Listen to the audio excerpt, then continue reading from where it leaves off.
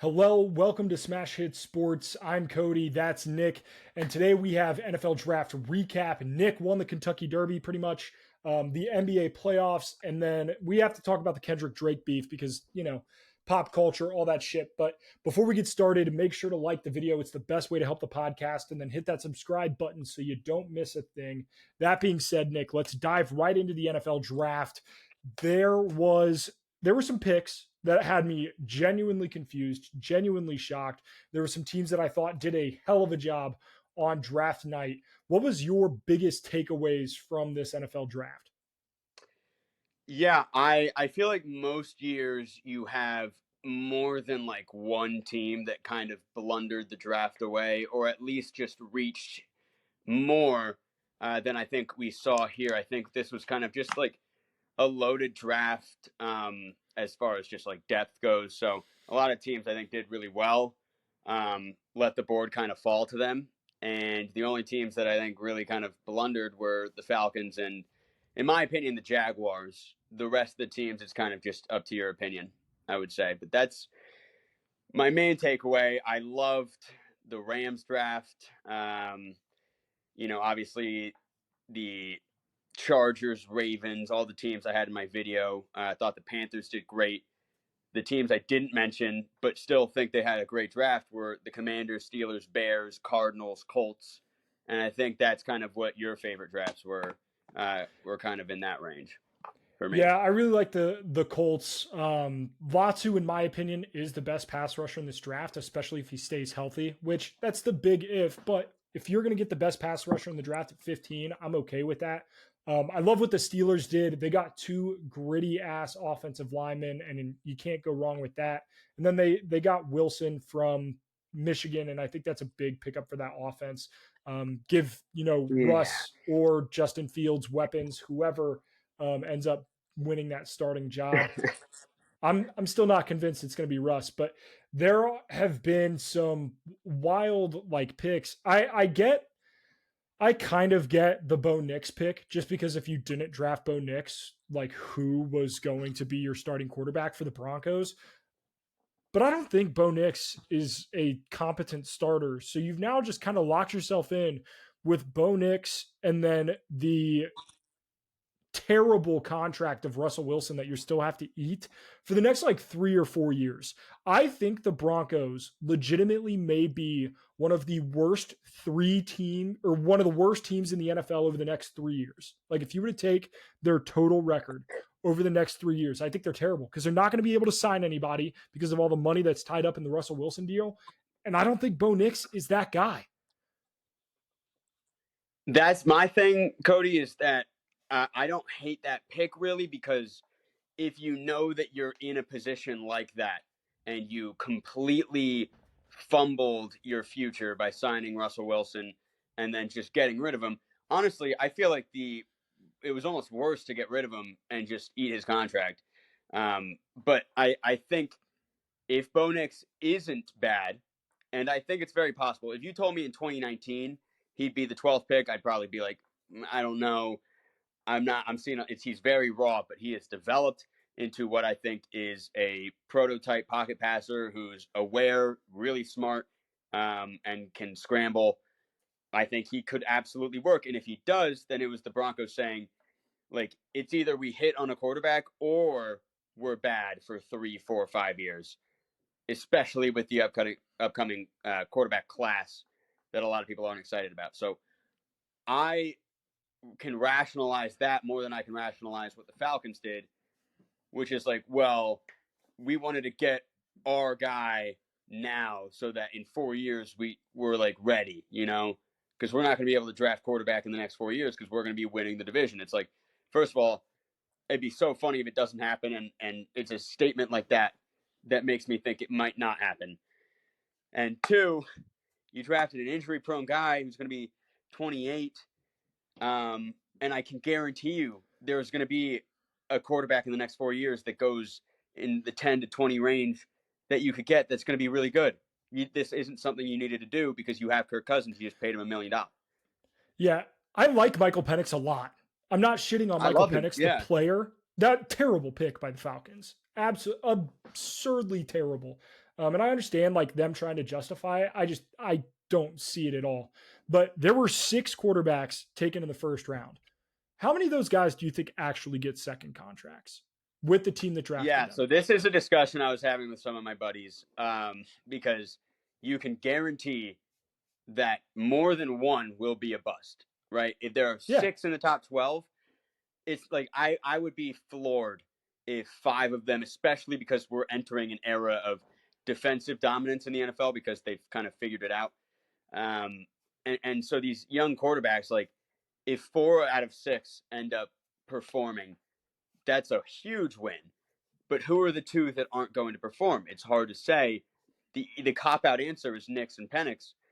But I think one of Jaden Daniels or Drake May will probably not become who we want them to become. I think I'm willing to say that.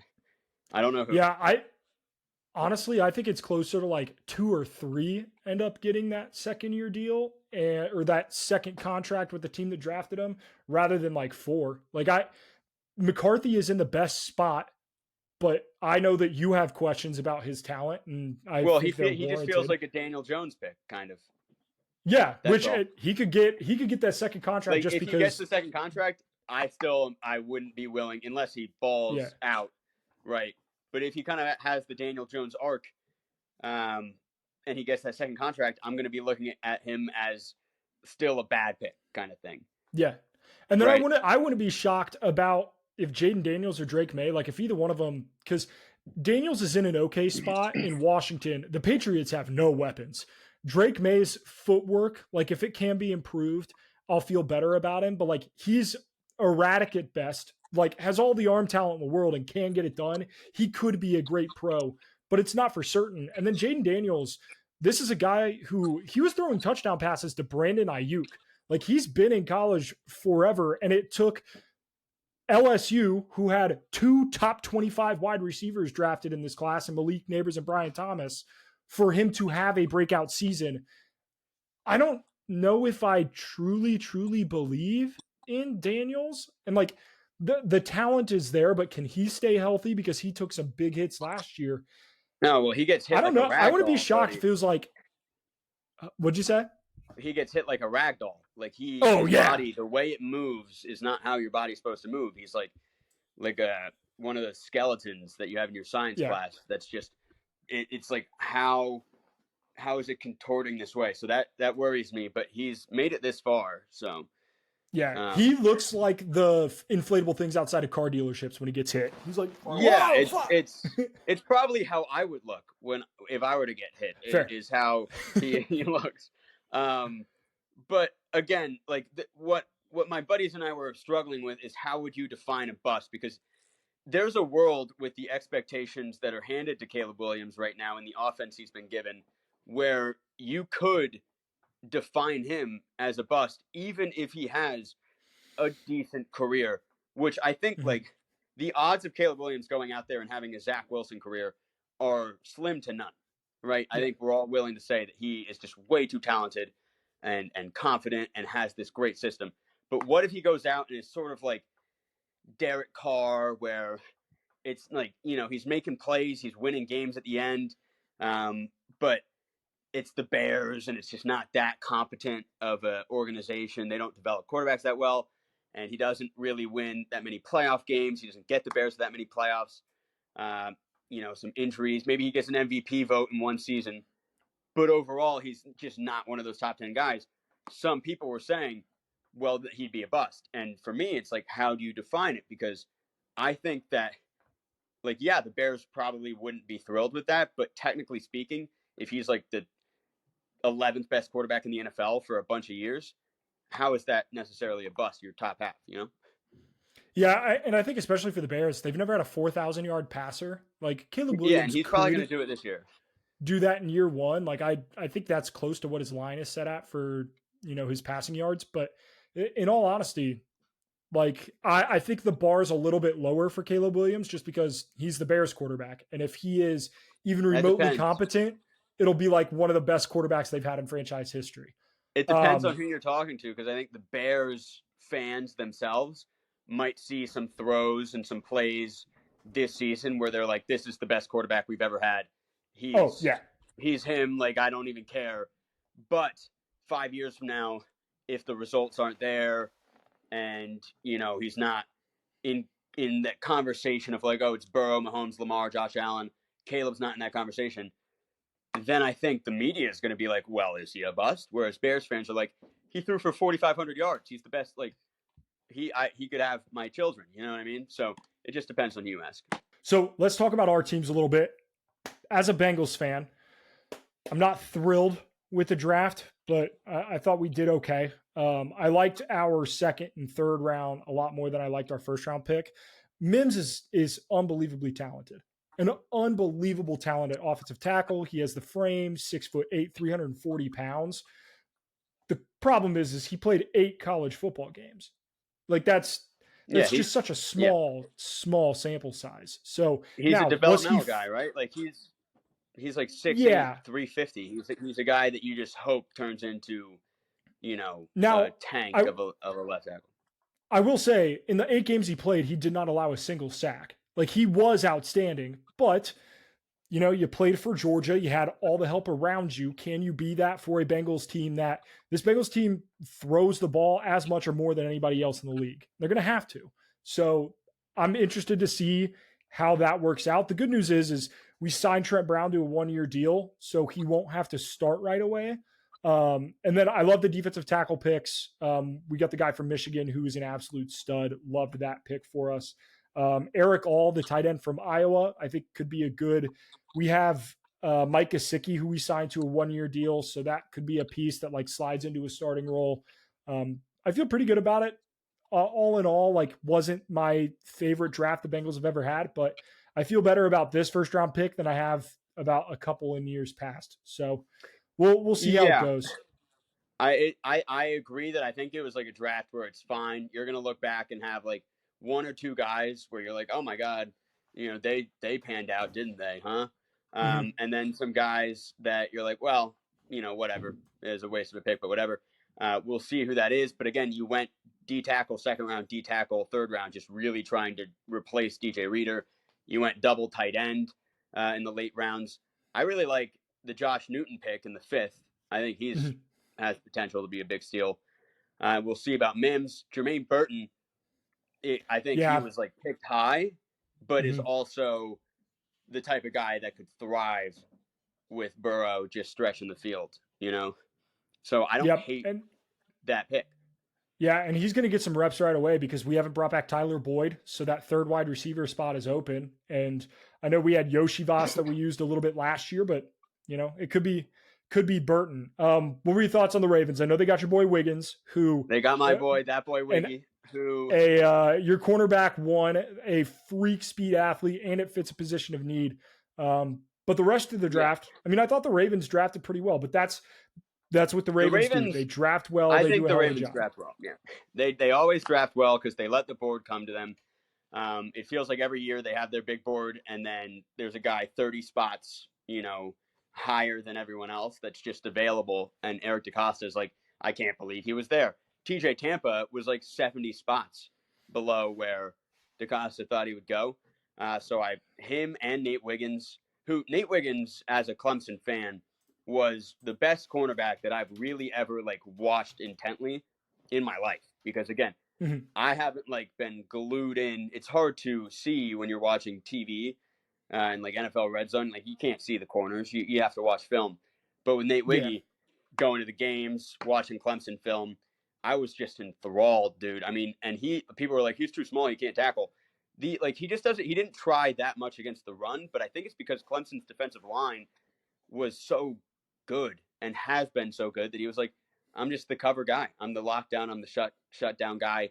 Clemson played a ton of man and had him on boundary, whereas SEC teams like Alabama, like the Alabama LSU game, you would have expected if you watched film to see Terry and Arnold and Kool-Aid McKinstry lined up against Brian Thomas and Malik Neighbors, and it didn't freaking happen.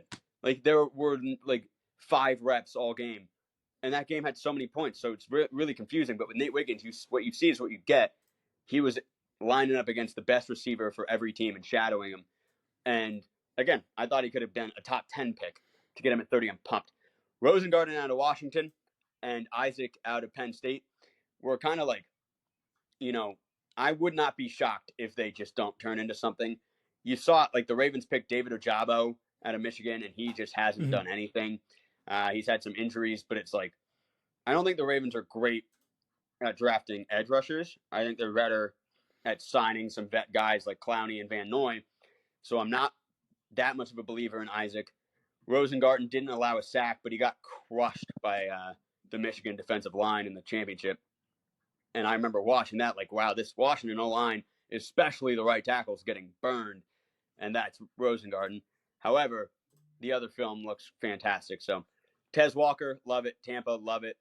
All around, I think, really good draft. But I'm most excited about Nate Wiggy. I think he's going to be a star from the jump. Hell yeah. Hell yes. All right. Before we move on to the Kentucky Derby, shout out to Home Field. They have the best college merch in the game. I actually am expecting some Home Field packages in the mail. Super excited to open those up. I think I got a Texas shirt and then maybe a Tennessee shirt. Honestly, I don't remember. Oranges. But dude, I love a good orange. But that being said, you got to get a Clemson shirt. Yeah, I don't know though, because they play Notre Dame enough that like I don't know if I want that. No, that's fair. I don't think I would buy a Notre Dame shirt. Yeah, maybe we make a bet this year. Loser has to buy the winner a shirt or something. But that being said, if you want to buy some Home Field merch, use the link in the description if you're on the YouTube video, or code Nick15 for 15% off your first purchase at Home Field. They have legitimately the best college merch in the game. But Nick, the Kentucky Derby, Mystic Dan. First off, what a race. It was outstanding. It was outstanding. I love when you have finishes like that just are the Kentucky Derby is appointment television every year. But when you have something like that, where it literally comes down to the wire, your heart's racing, it's beating through your chest. And then to win that bet, man, what a Dude, day for you. That's the best Derby I've ever watched, just because like that was such a shot in the dark. Like I'm so used to watching the Derby with, a group of people and kind of getting rowdy. We're all talking about who we're going to pick. We're strategizing it, blah, blah, blah. But my grandma was here. I was like, okay, I'm going to watch it because she's a big horse racing fan. So I kind of just did maybe 5 minutes of research and was like, okay, Mystic Dan won when it was raining last time, so I'll just bet on him at 18-1. YOLO, he's lucky number 3. And then it wasn't raining, and I was like, well, that sucks. He's probably gonna get cooked, and he freaking won. And on that back stretch, he pulled away. I was freaking out, and then turned back around, and it was the closest finish ever.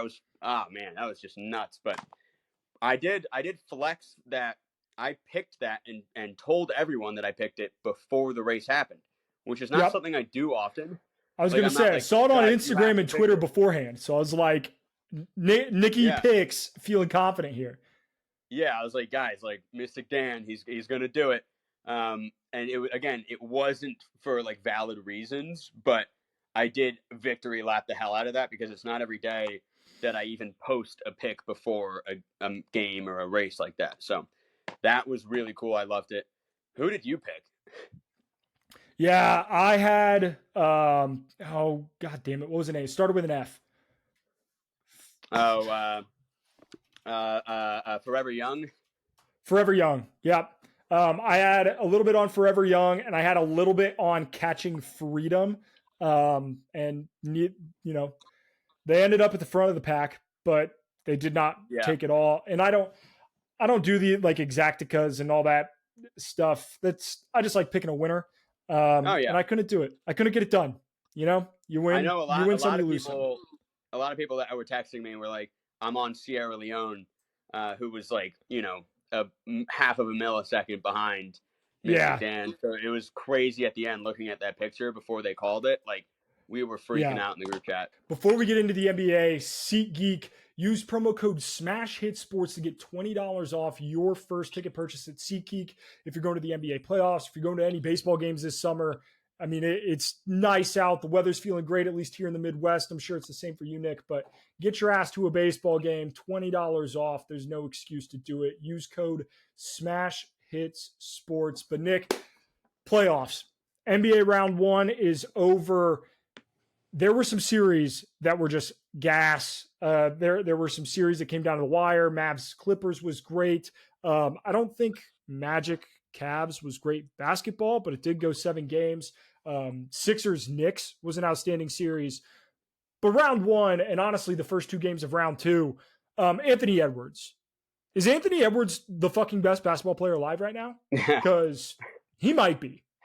Yeah, there was a debate that popped up in a group chat whether it's like, would you rather have Tatum or Edwards right now?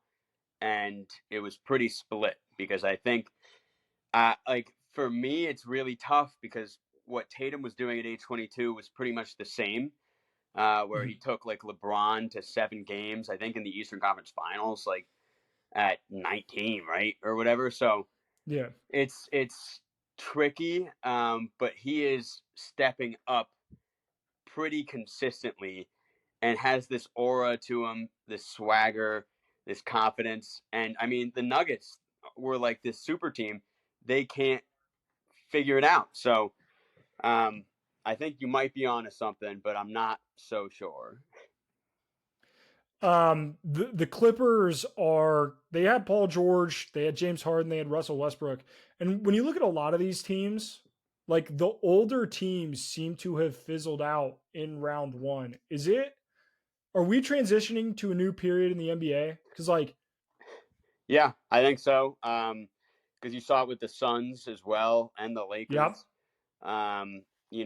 Like the stars of our youth, Kevin Durant, LeBron, Westbrook, Harden, Paul George, Kawhi, you name it. None of them advanced, right? Like we have the Knicks and the Pacers. We have, the Timberwolves out of nowhere.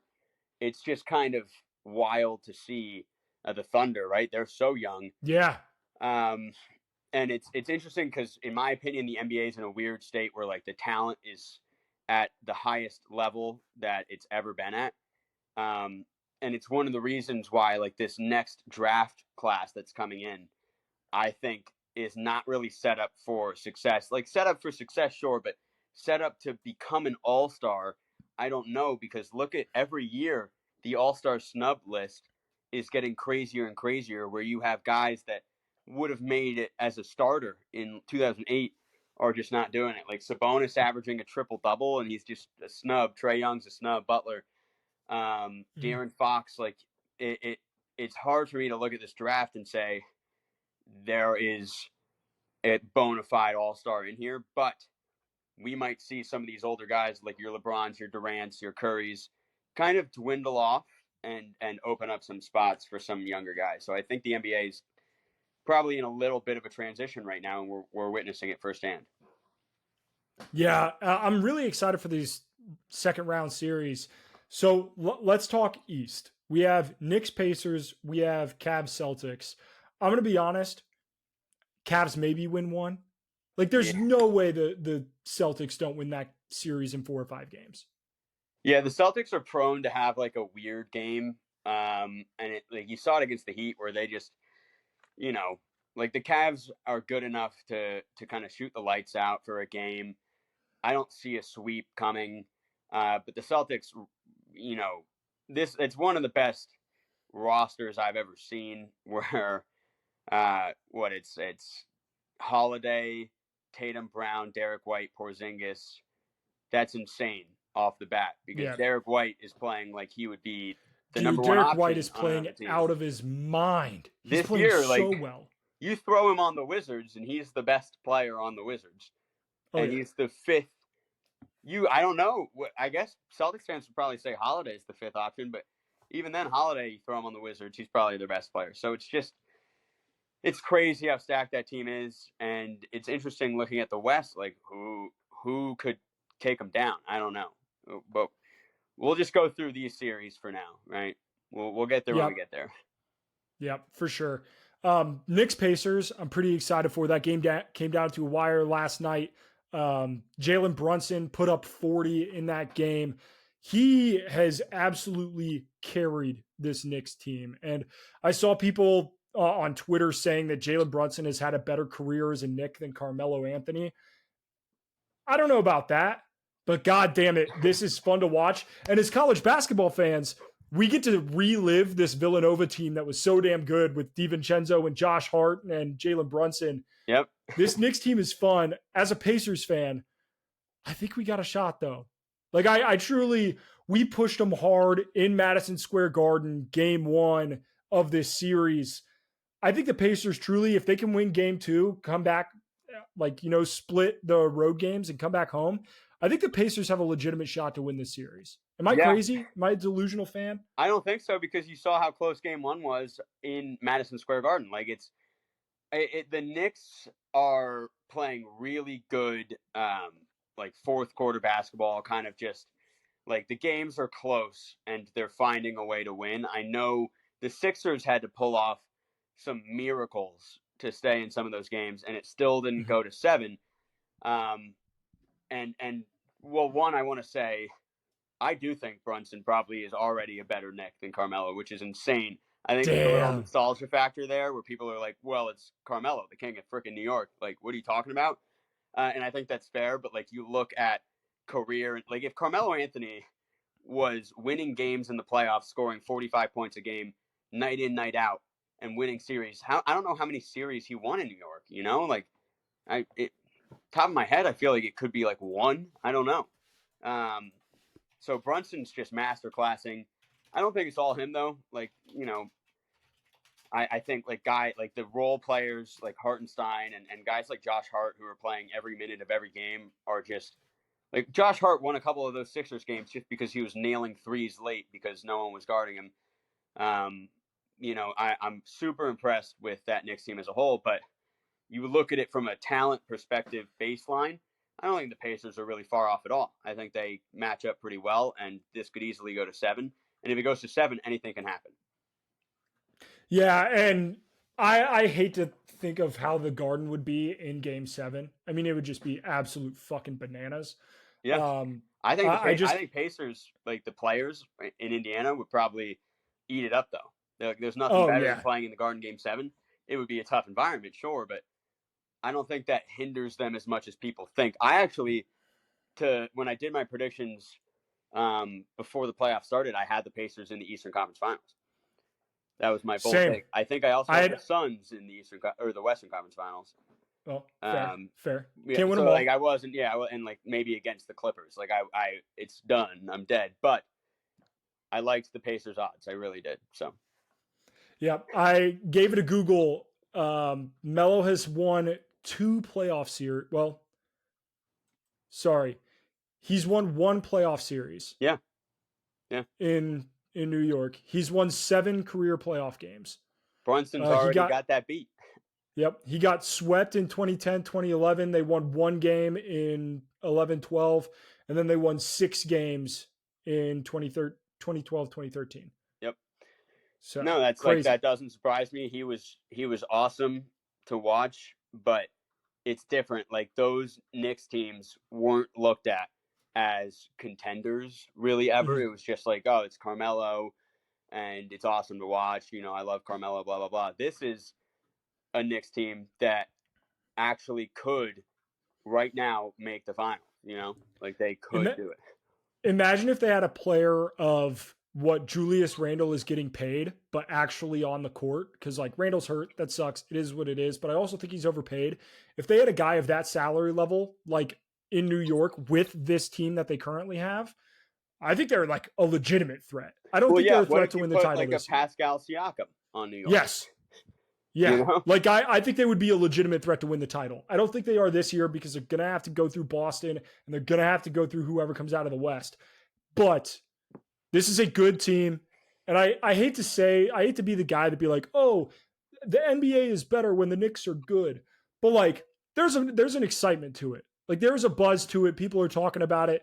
And I think it does make it interesting to have the Knicks, be relevant in the NBA because they haven't been, I mean, honestly, in my lifetime, they have not been a relevant NBA franchise. No.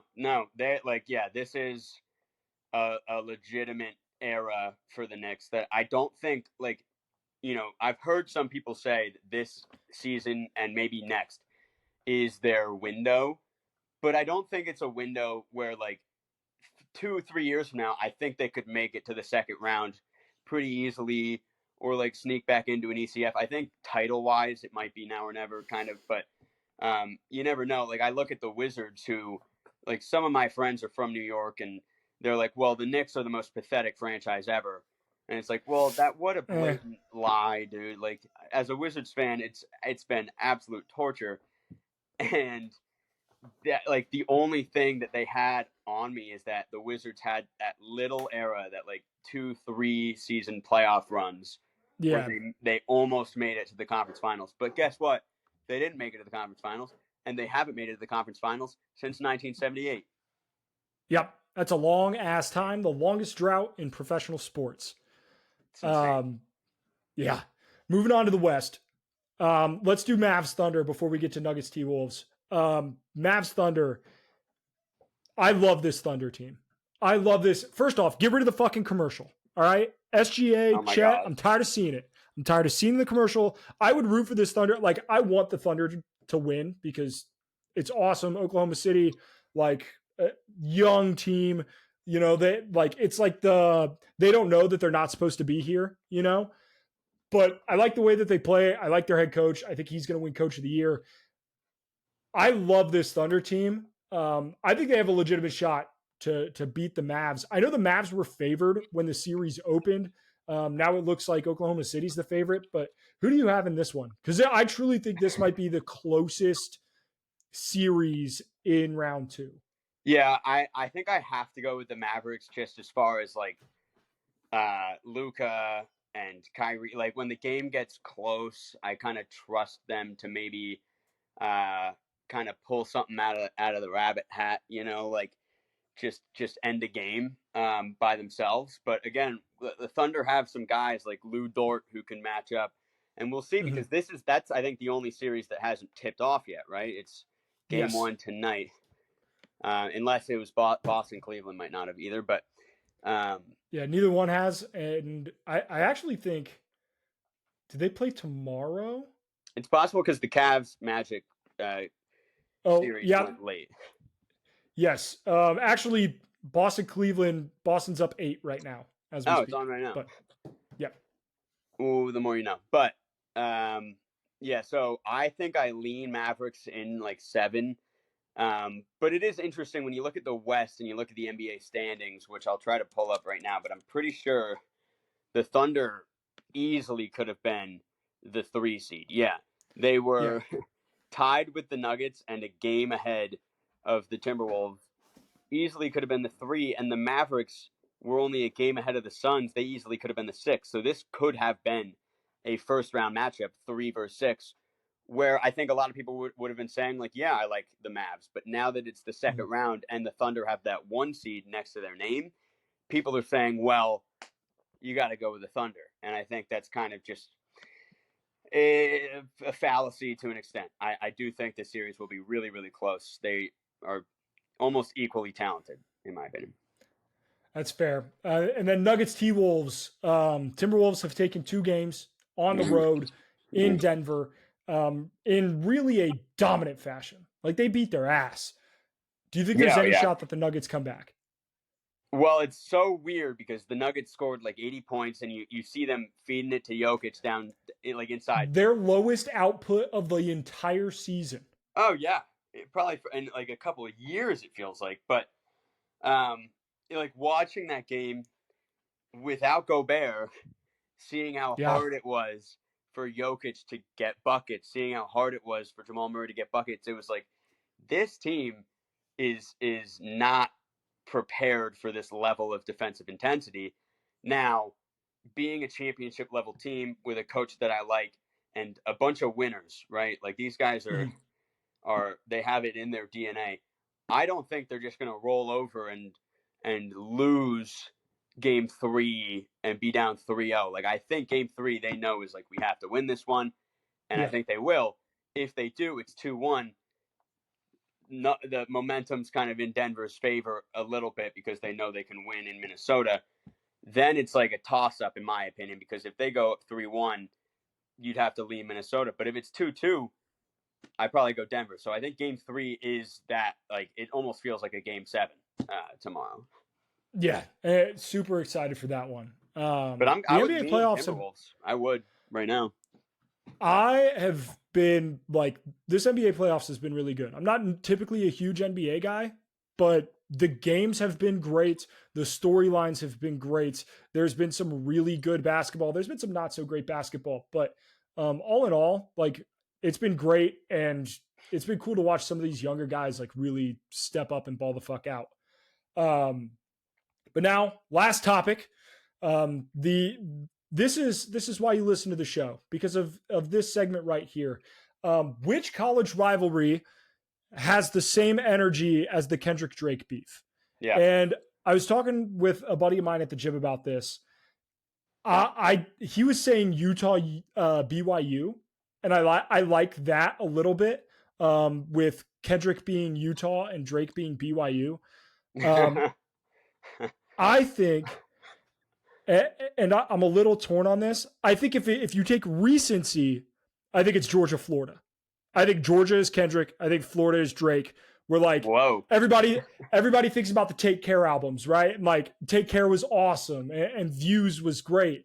But like, when's the last time Drake put out something that was really great? That's how I feel about Florida. Like, the Tebow era was awesome, but it's been a while. And Kendrick and Georgia, like, they've been good, and at times they've been the best that we've ever seen. So I'm gonna go Georgia, Florida, the world's largest cocktail party, and because I don't think it's an even rivalry right now. I think Georgia's on top. So I'm gonna take Georgia as Kendrick. Yeah. I'm gonna take Florida as Drake.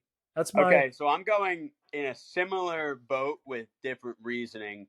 I'm going Alabama, LSU, two SEC teams.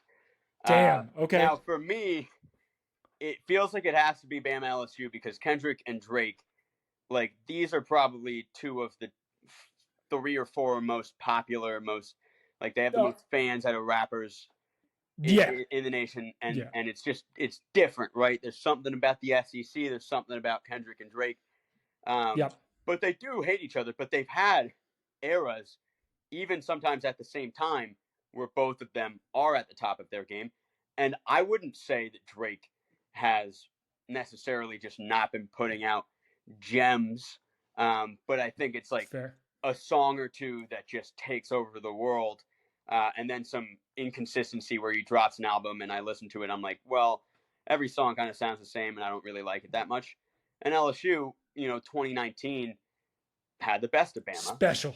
Right? Special. Like, LSU last year was great. Like, they've had their moments, but to me, like, Kendrick is kind of just like, you can't hate him because you have to respect him, unless you're a huge fan of a different rapper and something like this is happening where you're like, if you're a Drake fan, you're like, oh, fuck you, Kendrick. But you have to understand that Kendrick lyrically and just from his rapper IQ is just on another level. He's just on another level. Drake is more flashy. Kendrick's just, he gets the job done.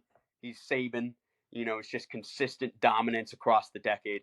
So that's my rivalry. And again, I think I'm more of a Kendrick fan for sure. So that's why I had to do it like that. Love it. Love it. Absolutely love that. Who's J. Cole? I'm gonna say J. Cole's Notre Dame. He sat this one out, just like Notre Dame won't join a conference. Still one of the best. Still one of the best. 2014 Forest Hills Drive, double platinum without no features. Yeah, J. Cole is a good question. I'm gonna say he's Notre Dame because he's out of it. He doesn't want to get involved.